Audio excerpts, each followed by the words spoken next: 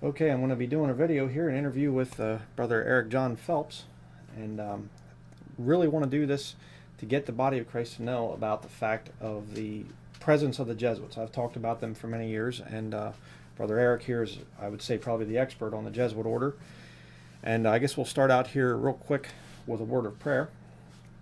Dear Heavenly Father, I just pray that our time here would be well used of you, Lord, that we would be able to bring you glory through this and be able to warn the body of Christ about a very serious threat that it's getting more and more powerful, and a lot of people are very ignorant about it. And I just pray, Lord, that you would be here in our midst, and I ask it all in the name of our Lord and Savior, Jesus Christ. Amen. Amen. Okay. Real quick, if you want to just tell us your testimony, how you came to know the Lord, and how you came to hear about the Jesuit order. Yeah, I was raised an atheist, pro-communist. My paternal grandparents were communists, and my maternal grandparents were apostate Protestants, and my parents were apostate Protestants. So I never heard the gospel. Never was ever taken to church except maybe for Easter, when I thought it was absolutely ridiculous. And when I was 17, I was confronted with the gospel. One of my friend's brothers was saved, and his brother was different, and he was this killer guy on the football team. His name was Steve Hirschman, and I knew his brother Greg, and so I went over to see Greg and studied Steve, and I saw that he was very different. We had the Bible, and I was shocked.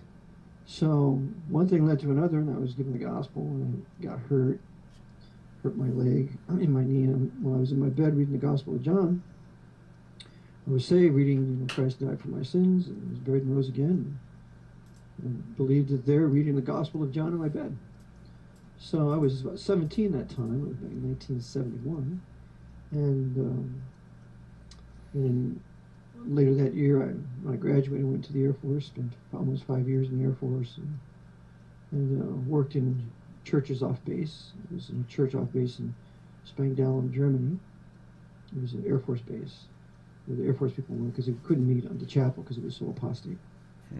And so that's what I did there, and came back, went to Bible college. Lancaster Bible College Baptist Bible College in Clark Summit. It was a GARBC school. And then 2 years at Lancaster Bible down here in Lancaster, which was apostate, having departed from the Reformation Bible. Both of them had. Right.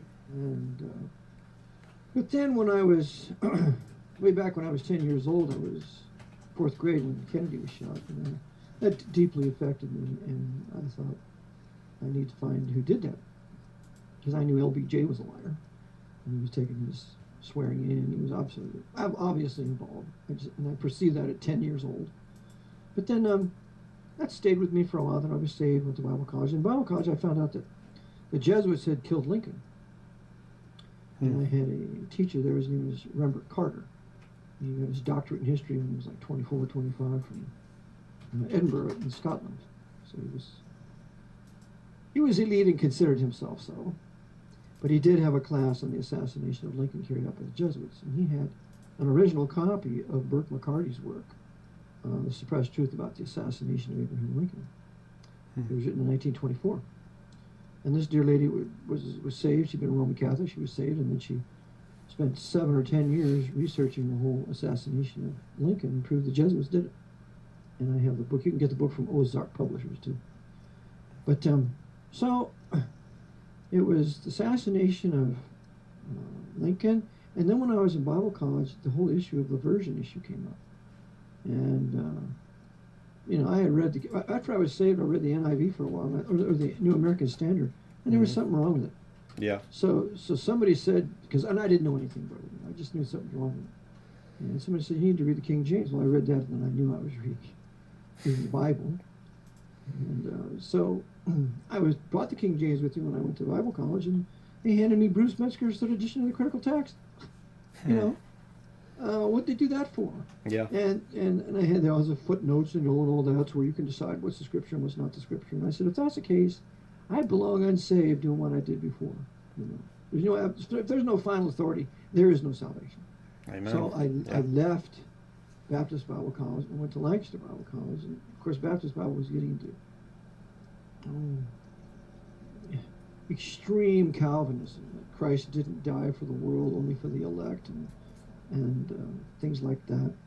And so I decided I was going to leave there and went to Lancaster. Well, that was jumping from out of the pot into the fire. And they still had the same apostate Greek text. And I graduated from there in 1981. And I was in business for a while, doing concrete work. I did concrete work for 15 years. And did health work for another 10 years in alternative health matters. And now I'm doing what I do now is I have my websites, Preach the Gospel, Exposed the Jesuits, wrote the book, finished my first treatise in 1999, Vatican Assassins, and then I put out another one in 2000, and my first book was 2001, the first edition. And my second edition was kind of a quickie little thing. Then the third edition that I have came out in 2007, and so I have 5 editions of the third edition, 5 printings of the third edition, which is 1,836 pages, 760 pictures and portraits. So it's about the history of the Jesuit order, and up to the present day, the Kennedy assassination and then 9/11, their involvement with that.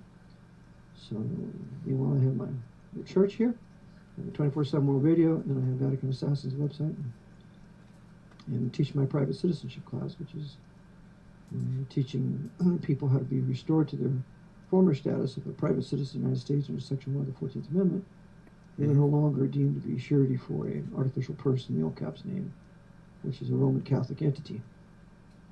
I teach you how to go back to that, be a private citizen, and use the all caps as an entity to interface in business with. And so I teach my course once a month, pardon me, and have one coming up this March. Oh, great. Praise the Lord. Well, what I want to talk about here, I think, in this interview, I think it's important to understand for people. I mean, you said about your book, and I have a copy of it myself. I'm not sure which edition this one is, but I've had it for quite a few years. It might be the, would you say that's the most recent one. This one is? Okay. But, so if anybody out there wants to hear about the history of all the Jesuits and everything else, I recommend this. I've recommended it for a long time. But I think the thing that's most important for people to understand is the fact that the Jesuits are a military order. And because of that, they use a lot of military type tactics. And it's, because I get this from atheists. They say, I'll come down on the Jesuits and the Catholics, and they say, well, it's just one religion versus another. And it's not. The Jesuits, they're more political than they are, religion to them is kind of a means to an end, so to speak. That's right. And it's, I'll ask you this question, brother. I mean, do you believe that there are any mainstream Protestant denominations that have not been thoroughly infiltrated by the Jesuits? Nope, not at all. Yeah. Absolutely. Every one of them. Yeah, I agree with that. And all World Council of Churches. World Council, National Council, it used to be Federal Council when the Rockefellers created it. I mean, Rockefellers are Jesuit codgers. They're papal knights. And so they managed to take in all the Protestant denominations that were once their enemies, that brought about successful revolutions against the temporal power of the Pope. So the Jesuits did this through their Scottish Rite Freemasonry. All your top Protestant leaders are some sort of Scottish Rite Freemason. Yeah. And I mean, you'll find this if you do the research. And so a lot of atheists think that they're safe being outside of what they call organized religion. And it's like, well, I really hate to tell you, but you're still under that Jesuitical system.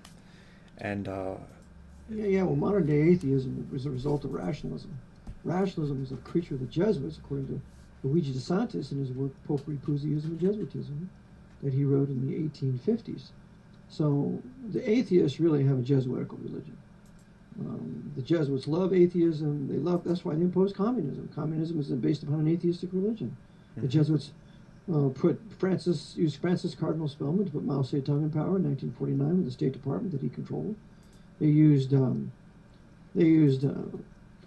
various agents to put Joseph Stalin in power with the Bolshevik Revolution, ultimately the purges in the 30s. They used FDR to formally recognize the USSR in 1933. One of the things he did in the first year he was put in office. So FDR was overseen by Jesuit Edmund Walsh. So everything that FDR did had his blessing and had the oversight of Jesuit Walsh, which includes the financing and bringing major corporations into USSR in the 30s, including Ford.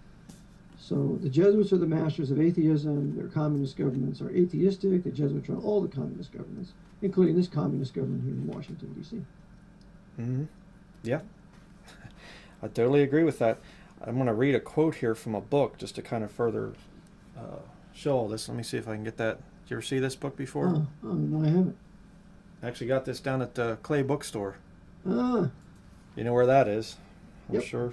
Oh, yeah. This is page 74. They say, we are taught by the words of the gospel that in this church and under its control there are two swords, the spiritual and the temporal. Both of these, that is, the spiritual and the temporal swords, are under the control of the church. The first is wielded by the church. The second is wielded on behalf of the church. The first is wielded by the hand of the priest. The second by the hand of kings and soldiers, but at the wish and by permission of the priests.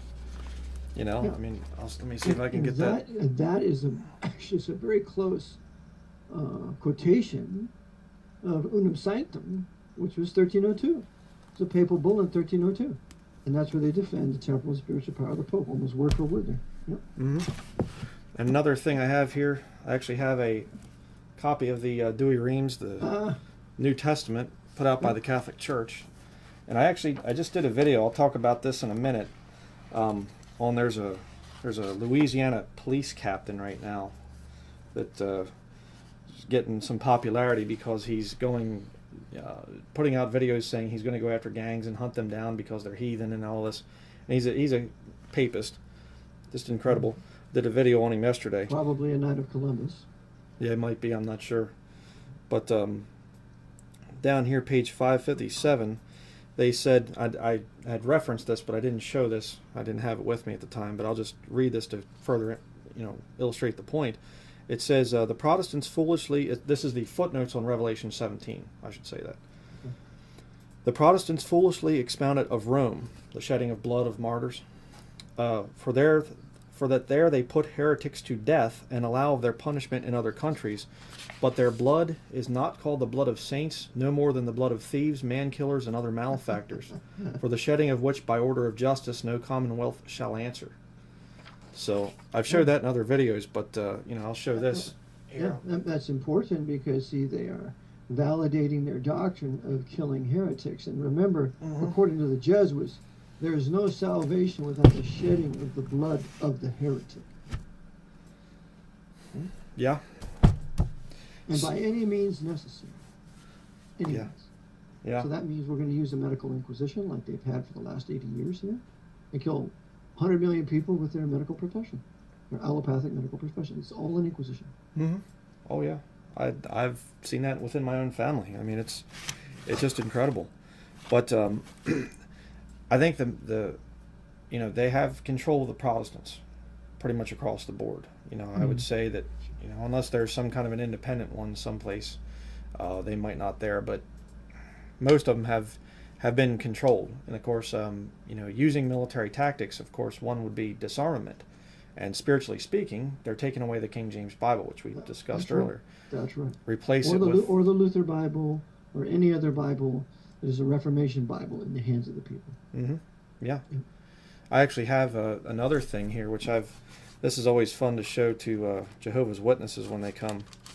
I ask them if they know what a Jesuit is. And of course, 90% of the time they say, "Oh, what's a Jesuit?"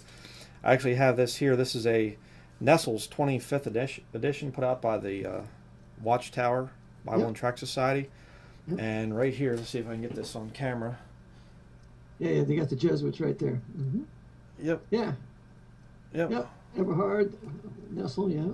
And what was it? Eberhard Nessel, including these Spanish Jesuit scholar Jose Maria Bovier and A.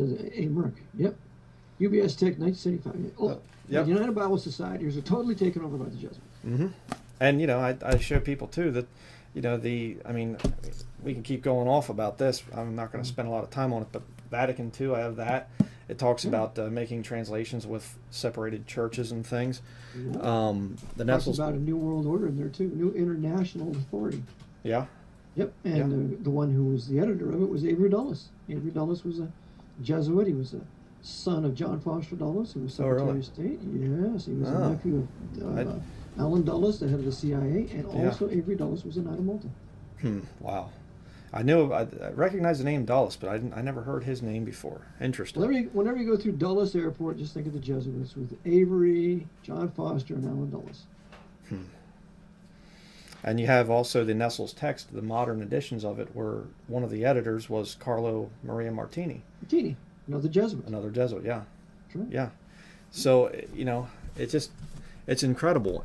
But what I'm seeing more and more as time goes by, they just seem to be coming out and they're getting more and more bold, where they really don't even cover up things anymore. They just,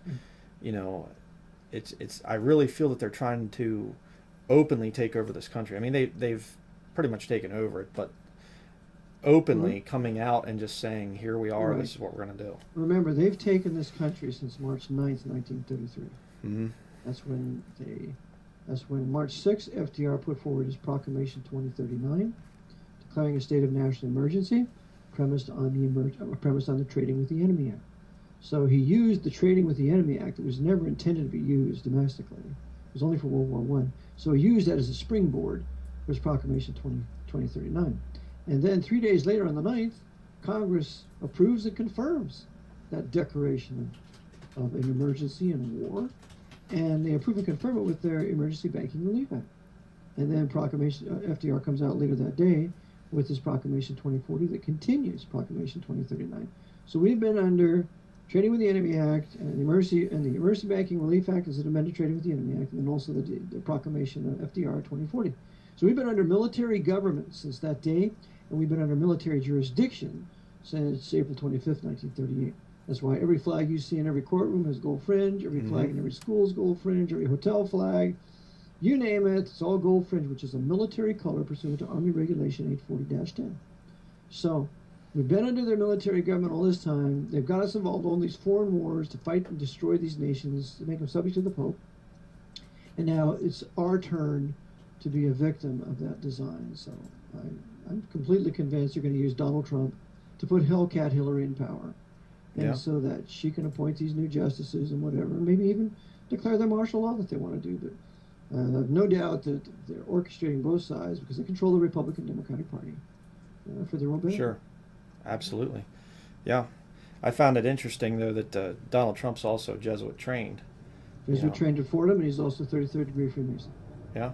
And there's no way you're going to recover from 3 or 4 bankruptcies without being in with the big boys, restoring your credit in New York.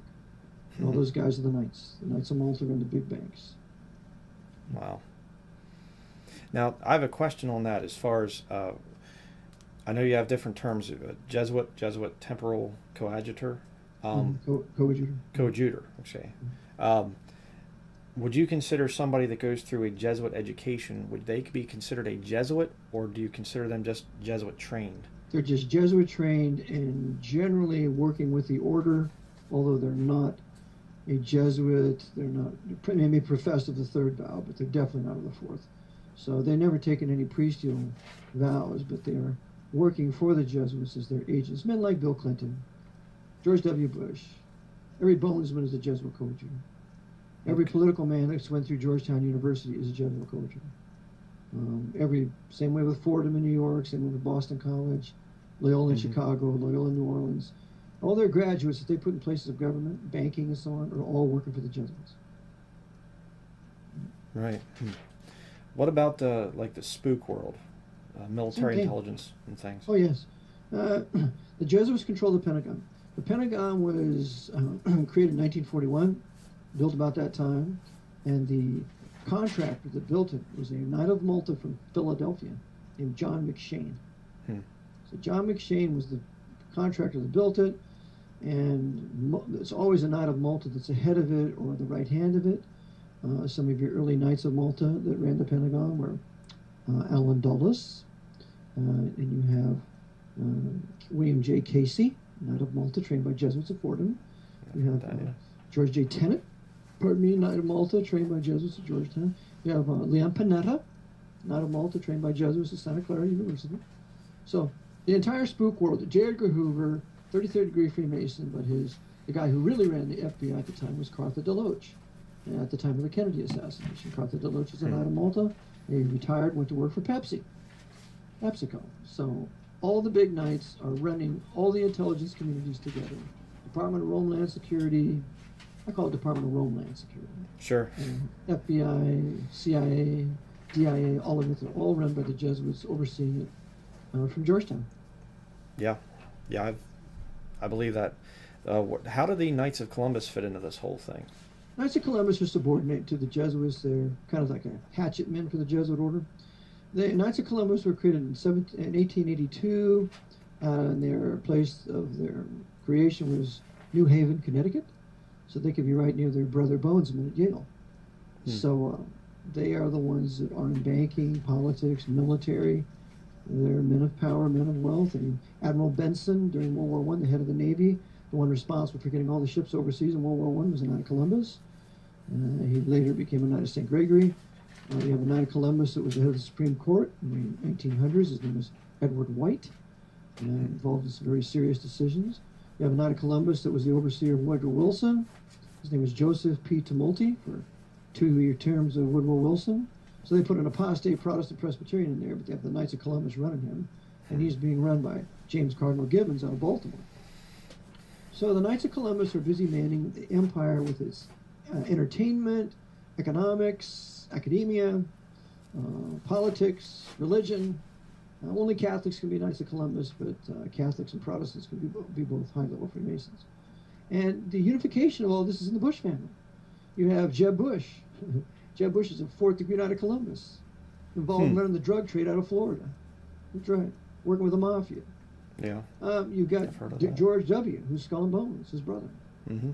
You got his father, George Herbert Walker Bush, he's Skull and Bones. You got his uncle, Prescott Bush Jr., he's the Knight of Malta. All these various knighthoods and brotherhoods dovetail completely with the Bush family. And the Bush family was intimately involved with the assassination of Scalia just recently through the Poindexter people, because John Poindexter is very much connected with the Bush people. So, So somebody that would make it to the 4th degree level in the Knights of Columbus, would they be? I don't even. How do you make it up to that high? Well, you have to be in for a while, but then you have to be asked to join the 4th, and the 4th degree is essentially the bloody vow of the Jesuit order, their 4th degree. So they'll kill heretics, liberals, and overthrow governments for this purpose of restoring the temporal power of the Pope anyway. Interesting. Well, what you said is very important. You see, the Jesuit order is a military order. The Knights of Columbus, a military order. The White Knights of the Ku Klux Klan, a military order, is of 1915, the second Klan, not the first Klan. The Skull and Bonesmen, it's a military order. So there's all they're the new Knights Templars that were suppressed by the Pope in 1312. So the Jesuits are the revived Knights Templars. And basically the idea there for the Vatican would be then to have kind of a building an army, almost like a militia for the Vatican, so to speak, Minutemen for the Vatican that could rise up at some point in time. That's correct. And you see, they're the leaders. All the guys underneath them are, tens of thousands, but these guys are the leaders, the men of real power. Yeah. Wow. I was trying to think of another thing I was going to ask here. My wife wrote a question down here. What are the Jesuit degrees? You said about the 3rd, 4th, or the vows or something. What's there are that? 4 vows. 4 vows. Many Jesuits take the first 3 vows, and they're called professed. Professed of the 3rd vow, professed of the 4th vow. And most Jesuits are professed of the 3rd vow. I mean, they are a cadaver for the Pope, no matter what. They're a cadaver for their superior, really, because you see, the Jesuit order is outside of the Roman Catholic Church. No Jesuit is subject to a priest, a cardinal, bishop, archbishop, anybody within the Catholic Church. They're only subject to their immediate superior. So there are 4 degrees, 4 vows, and the Jesuit is subject to his superior. The superior is subject to the provincial is subject to the assistant, and the assistant, and there are 10 of them, assistants are subject to the Jesuit general or the Black Pope himself. So it's strictly a military order with rank and file, chain of command. So the 4th vow would be then, you wouldn't just get to that very easily. That'd be more of a... No. M.F. Cusack says in her book, The Black Pope, that it takes 31 years to be professed of the 4th vow. But I know of other Jesuits who were professed of the 4th vow without being in for 31 years. Because remember, it takes 15 years of education after high school to become a Jesuit. So oh, really? you don't get in the Jesuit order until you're like in your 30s. But you're completely versed in all subjects. So that if you were dropped in any country, you could immediately take it over with its economics, politics, military, whatever. You're versed in how to do that. Huh. That's very interesting. Now, another question I have, because this kind of relates a little bit more to what's going on right now, and I believe that because the Protestant denominations have been taken over, I think that Bible-believing Christians are really the new target for infiltration. And especially the King James men. yes. They're the ones they want to attack. Yeah. And it's... So they use Jesuits like Martin Richland and others like him. You think he's a Jesuit? I know he is. Yeah? I have no doubt that he was. He prepared for it. He said he wanted to be a Jesuit. That's right. And everything he does stinks of Jesuit casuistry. Everything. I wondered that. He endeared himself to me, pretended he really liked me, endeared himself to me. I advocated his work only to find out he was an arch heretic and did everything he could to discredit me. Yep. So he's a military man. Yeah, I got that kind of feeling from him. I mean, that spirit there, it's just not right. It's not just a brother that I would have some disagreements with. There's a different spirit there. Very interesting.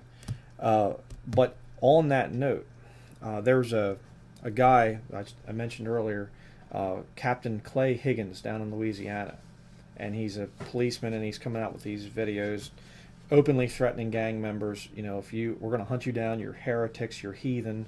We're going to give you chances for redemption when you come to my jail. I mean, it sounds like Inquisition here. I mean, it's incredible. Well, it says New Orleans, right? Yeah, yeah. Well, the Jesuits run New Orleans. They've run New Orleans for, well, at least 200 years. Remember the Clay Shaw, the whole thing of trademark New Orleans was absolutely Jesuit run when he was involved in the Kennedy assassination. You have Jim Garrison. He's the New Orleans district attorney there, and he's absolutely thwarted in the prosecution of Clay Shaw, who was a Knight of Malta. He was a intimate friend of the Dame of Malta, Lindy Boggs. She lived in New Orleans too. He was Hale Boggs' wife. Hale Boggs was murdered because he said Oswald never shot anybody. He was on the Warren Commission, Hale Boggs. So now Louisiana. New Orleans is completely in the hands of the Jesuits through Loyola University in New Orleans. Yeah. But I found it interesting. He did a video a little while ago here promoting he has some kind of a website. He's selling gear and things like this, military type of gear.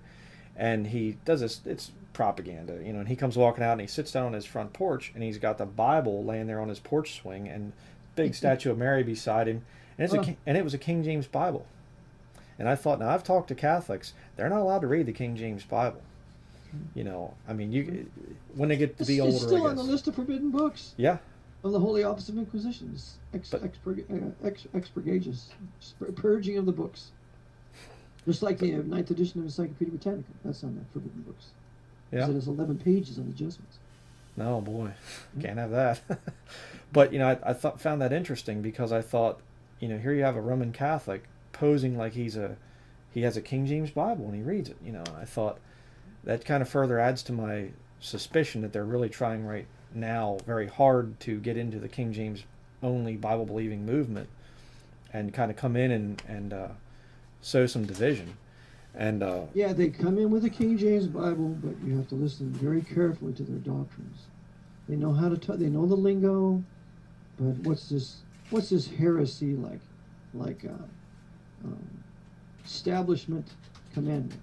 That was Richling's big heresy. That's work salvation. That's entirely work salvation. So you have to delve in very carefully what is their doctrine. Then you can find it. Then you can attack them. Yeah. And defeat them. Yeah. And that's another question I have, because I know that the Jesuits, in some of their vows and things, they say that they can even speak against their own church. Of course. But is there a level to which are there certain things that they will not speak against because it relates to the military power there? No. If they're told to do it, they'll do it. You had Teilhard de Chardin, who was a French Jesuit. He went against certain of the things the Pope said, but he was told to, because Teilhard de Chardin is the father of the New Age movement. the Jesuitical New Age movement. So Hmm. the Vatican openly is against it. They'll be openly against the Pope, but secretly they're behind it. Remember, the Vatican always has this policy. It has an open but false policy. Then it has a secret but true policy. You always have to look at everything they say like that. What is the Pope saying? Well, Pope John Paul II said, well, we're against the war in Iraq. Secretly, his Knights of Malta here caused it with 9/11. So they have an open but false. Openly, we're against abortion. Secretly, they never are against it. They never stop any abortion legislation. So we always, it's a two-headed Janus. We always look at it for what it's saying and then what it really means privately and what its doctrine is. Yeah. Well, I've found, where I start questioning somebody is when I start to see some of the shades of Roman Catholic, teaching coming through, where you have replacement theology, because that's a big thing that relates to the military structure of the Vatican, the Jesuit order, because of course they want to rule the world from Jerusalem, which is Bible prophecy coming true. They'll also change the identification of Mystery Babylon back in Revelation 17. I've seen that as well. Tex Mars does that. Yeah, Stephen Anderson. Yeah, both Jesuit co-jurors, no doubt. Yeah, I believe challenge that. Mars to a debate, not taken. Yeah, yeah, they'll go on Alex do Jones. the same thing with Anderson too. Yeah. And another one which has become more and more clear to me over the years has been this post-trib belief system, where they're saying that the church has to go through and be purified and all this other stuff, and I know that's work salvation, brother. Right? Yeah. It's Arminian work salvation, and so that completely shows that it's just completely Jesuitical. If they do not believe the church is the spotless and chaste virgin of Christ, pursuant to 2 Corinthians 11 or Ephesians chapter 1, there's nothing we have to go through. We've been declared righteous. If they say anything other than that, then they are work salvation heretics. Yeah. Yeah, and if you think about it, if the rapture happens, and you're a Catholic, and let's just say that they teach it for a minute, it would totally destroy their own doctrine, because you have purgatory. Well, if you go right to be with the Lord, what do you do with purgatory? That's right. It's the money-making doctrine of purgatory. Sure. The only reason the Pope came up with that, to make money. Yeah. As Luther rightfully exposed. Right.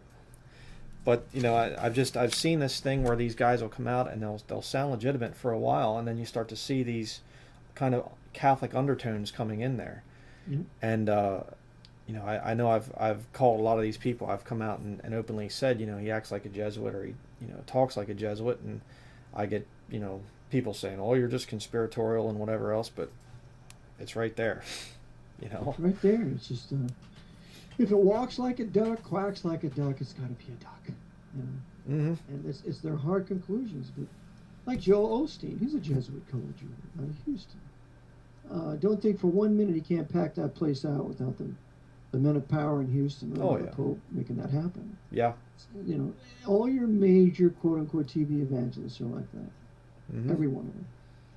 Rick Warren come out and said he's a member of the Council on Foreign Relations. Yep. So, yeah. Rick Joyner, all those guys.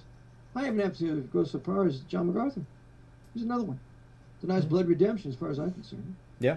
So therefore, and what's he doing on Larry King? Huh? Yeah. That Jewish Freemason working for the Pope. What's he doing on that program? He wouldn't have you on, wouldn't have me on, would he? No. So no, all these big guys, quote unquote big guys, but popularity or whatever, they're absolute Jesuit co-jurors. Because they will not deal with the topic of the Jesuits. That's another topic. That's the thing. That's the thing a Jesuit will not do. He will not go into detail about the power of the Jesuit order, how it got there, its past. They'll never deal with the revocation of the Edict of Nantes or Bartholomew's Massacre, the 30 Years' War, the Jesuits involved in Japan. They'll never go into those histories, because what happens is, the question is, are they the same? Have they ever changed? And the answer is absolutely not. Just like Jesuit Lorenzo Ricci said, let them be as they are, or else not be. Nothing changes with them. It's the same game. Well, then I would definitely say that would probably be one of the better ways, another tip-off, so to speak, when you're watching a ministry. If they're not talking much about the Jesuits and really exposing them, I think that's kind of and you start to see some of this other stuff, I think that's a good indication. That there's some... I mean, look at Europe.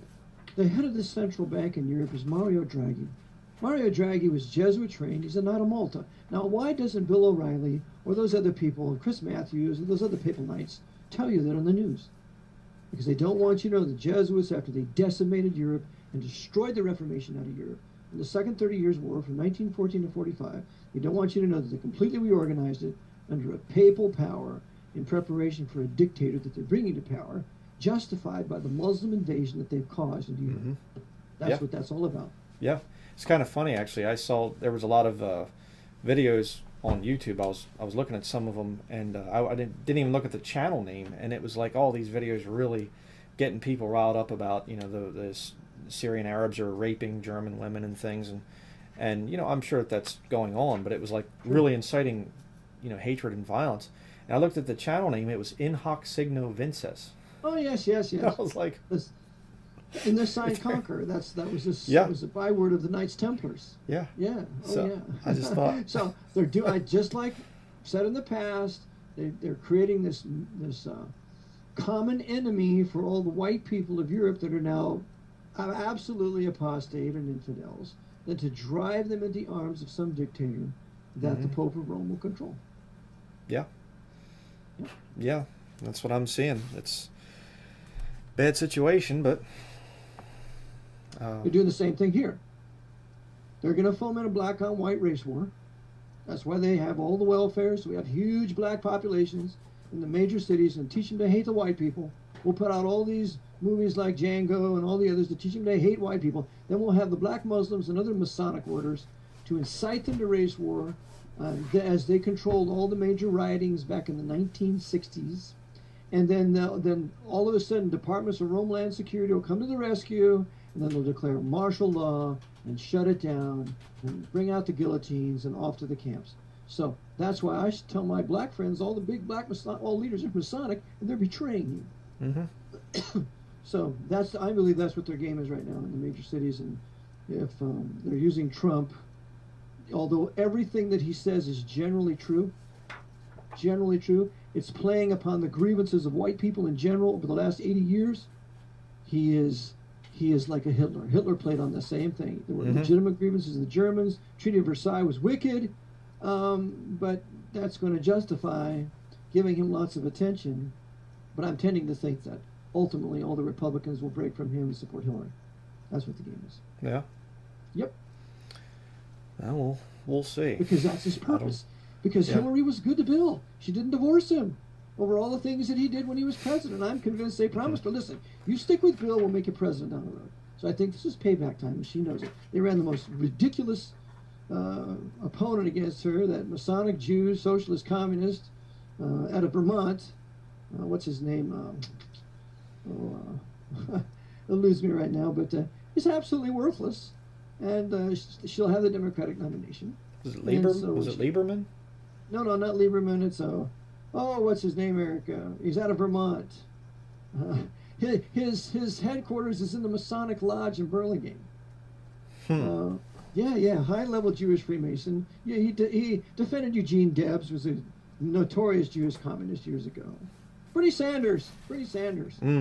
Okay. So they ran the worst possible candidate against Hillary to make sure she wins the Democratic convention, and then she'll face off with Trump, and then probably there'll be either Trump will either be going to his own party or stay with the Republicans. The Republicans will break and probably back Hillary, but I'm convinced that somehow, some way, they're going to put Hellcat Hillary in, not Donald Trump. I know that a lot of times the way they work the thing is they let the Democrats have it for a little bit, and then they bring in a quote-unquote conservative Republican, you know. I was figuring they'd do that again, but you might be right.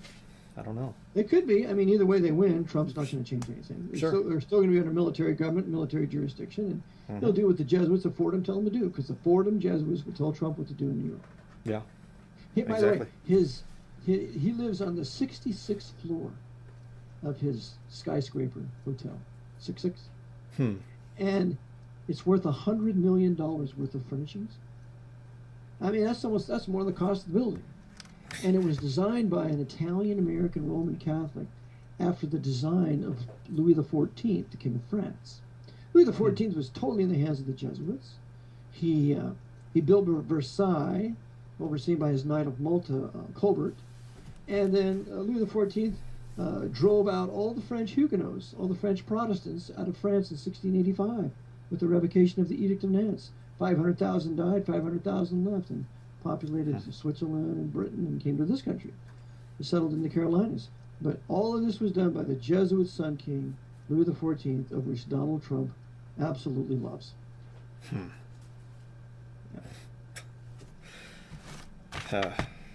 Very interesting stuff.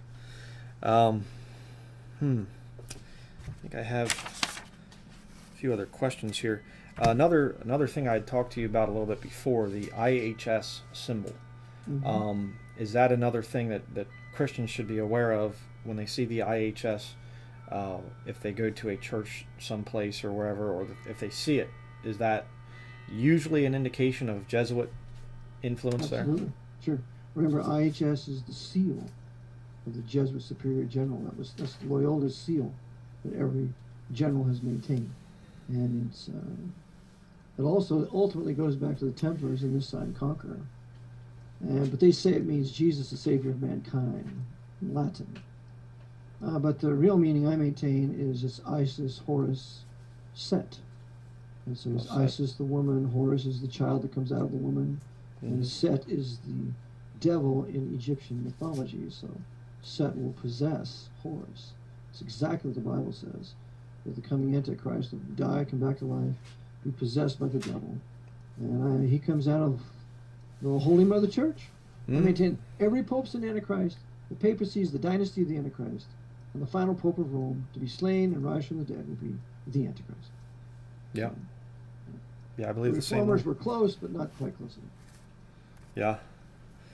And another one there, I don't know if I don't have the picture here with me, but let me show you here. It's kind of a little rough drawing of it here. See if I can get this thing like that. Yep, I see it. It's like a little butterflies or something in between this triangle with the circles on the corners. Saw a banner of that in a Lutheran church, and I mean, did you ever see that symbol before? Never have. It's got the IHS in the center, though. Yeah. You know. Yeah, that's the telltale. But of course, the equilateral triangle has always been Rome's symbol. I have on my PowerPoint, my conspiracy conference PowerPoint. I have at least 10 Roman Catholic cathedrals with the equilateral triangle on their churches, on their temples, I should say. So that's always been their symbol. And the Jesuits took that symbol and put it in Freemasonry, and then it's on the dollar bill since 1935. Right. So yeah, that's their symbol. Could there be different? I mean, within the Jesuit system, could there be different like sub orders within that, or is it pretty much just Jesuits or Jesuits? No. The low-level Jesuits know nothing of what's going on. It's like the Masons. The low-level Jesuits are educators, administrators, many of them doing the right thing and what they feel is the right thing. I know a couple of them. I know one, passed away a few years ago. He talked about Jesuit spirituality, but when I talked to this Jesuit, his name was Brother Suggs. He's since passed away. He's buried over at the spiritual center here about 10 miles away. In Warnersville. Yeah, not far from here. And so, Warnersville. Yeah. And so, Brother Suggs, I told him, I said, listen, Walter Ciszek was a Jesuit inquisitor. He went to the novitiate there, then he was ordained, and the heads of New York City, including Genevieve Brady, Nicholas Brady, were his sponsors into the order. And he went into Europe in 1939, about the time Hitler invades Poland, and he goes to the Russian side. Well, he and a Russian Jesuit are together, and then when Stalin invades Poland 17 days later, Walter Ciszek and a Russian Jesuit go to Moscow. And they're supposedly arrested as Jesuits, but secretly, Walter Ciszek is tutored in the art of torture for 5 years in Lubyanka. Lubyanka had a library in it of many books from the Spanish Inquisition, where they learned to torture the Russian Orthodox people. And so after his 5 year of tuition, of teaching there, then he went out to be a foremost Jesuit in the Gulag. And Kennedy brought him back on a spy exchange in 1963. And Brother Suggs was there, the Jesuit Sudzina. And I said, tell me, Brother Suds, I said, when they brought Cizik back, I said, were his fingers gnarled? Did he look like he was underweight? And he said, no, he didn't. I said, he looked in fine health, didn't he? Because I've seen the pictures. He said, yes, he did. I said, Brother Suds, Walter Cizik was a Jesuit inquisitor. He killed millions of Russian people that were Orthodox, heretics, in the light of the Vatican. And Suds sat there and he said, oh, Walter. Oh, Walter. And I know he believed me. So that, then right then I knew that there were low-level Jesuits that mean well. Because Sudzina took care of the grounds there out in the novitiate. But there are the high Jesuits, the men of power. In fact, in 2000, I drove out there to the novitiate. I was taking my future wife at the time out there to show her. A nice place to take your wife, right? Yeah. And lo and behold, there was about 50 Jesuits and all black Cossacks. And there he was, Peter Hans Kolvenbach. I said, I probably ought to get out of here because I don't think I should stay around. But there he was, and he was anointing the grave of Walter Cizik. Oh, boy. The only Jesuit to get that kind of attention, meaning that he had to be a high-level killer inquisitor to get that kind of praise. So the low-level Jesuits don't know much, but the high Jesuits, absolutely they know. All the 10 provincials in America know. The Jesuit presidents of all the Jesuit universities know. That's 28 of them. And so there's probably 50 to 100 Jesuits that are really the men of power in North America. The low-level ones really don't know much. Another question. Aksarben. Have you heard of that? What is it? Aksarben. It's Nebraska spelled backwards, but it's an organization out there in mostly in Omaha, Nebraska. If you know about Omaha, the Boys Town thing out there. Yeah. Cardinal Spellman oversaw that. Yeah, but there's I think it's yearly that they have this Aksarben ball, and it's the kind of the rich elite of Omaha. Well, the Omaha and the surrounding areas, over into Iowa and everything. My wife's from that area, and they have this elaborate ball, and they have an older businessman, and he'll be crowned as the king, and then they have a young, probably in her teens, late teens girl, and she's crowned as the queen. And they actually have a Catholic bishop that presides over the thing. I don't know if you ever heard of that. I've never heard of it, but it doesn't surprise me. Yeah. Because the Catholic Archbishop of San Francisco oversees Bohemian Grove.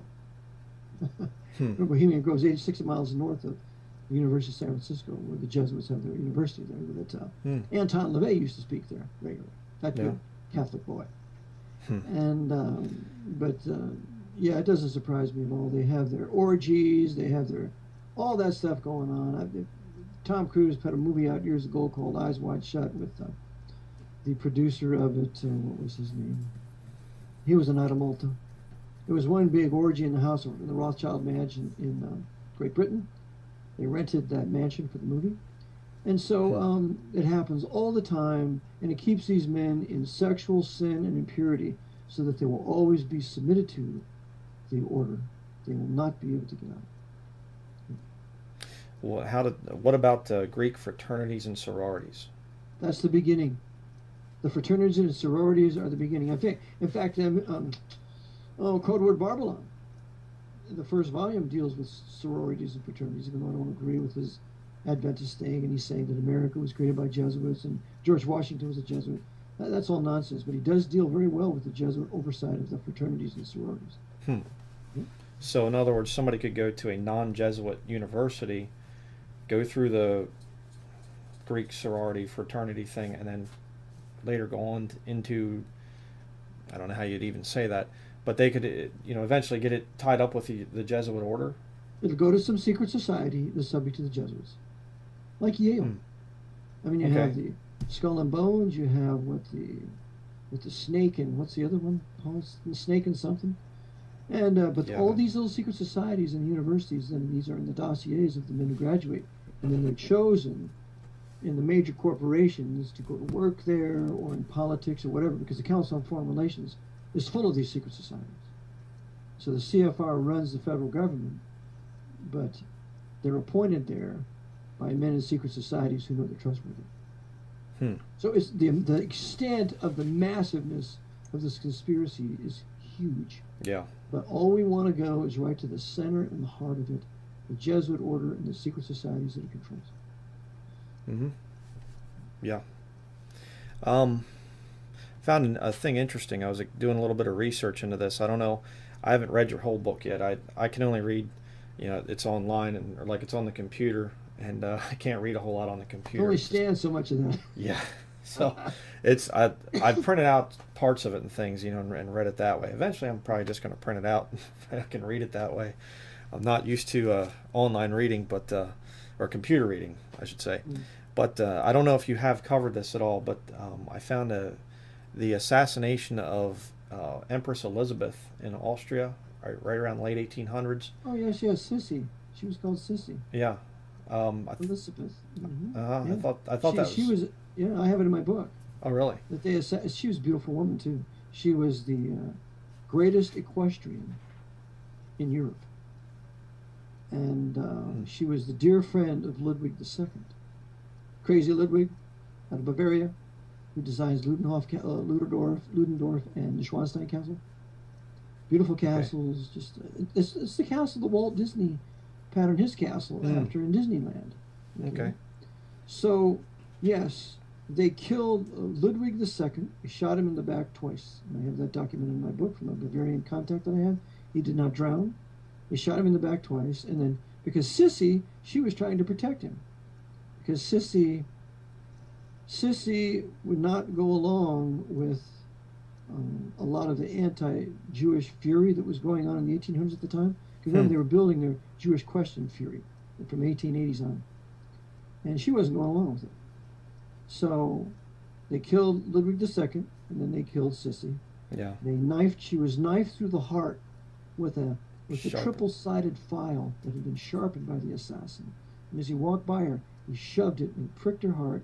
She was walking with a Rothschild lady. And notice they didn't kill the Rothschild. They killed her.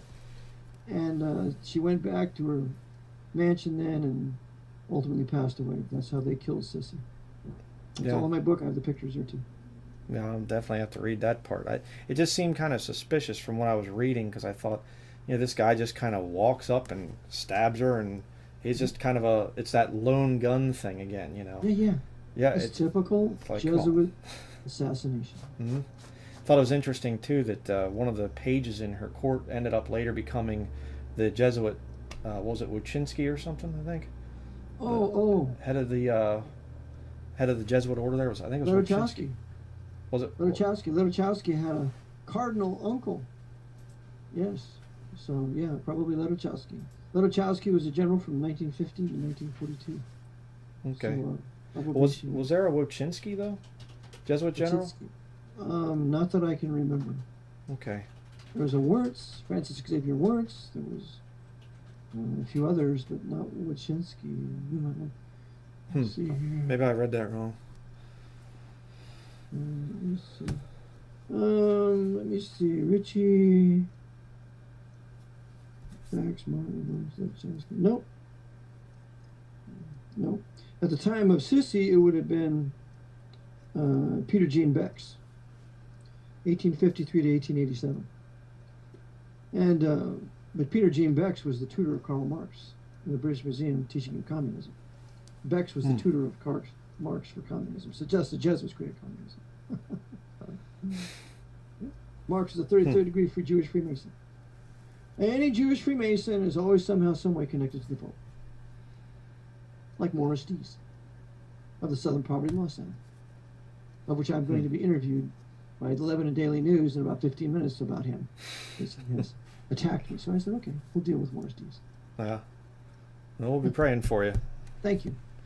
But, well, I definitely don't want to hold you up for your upcoming interview.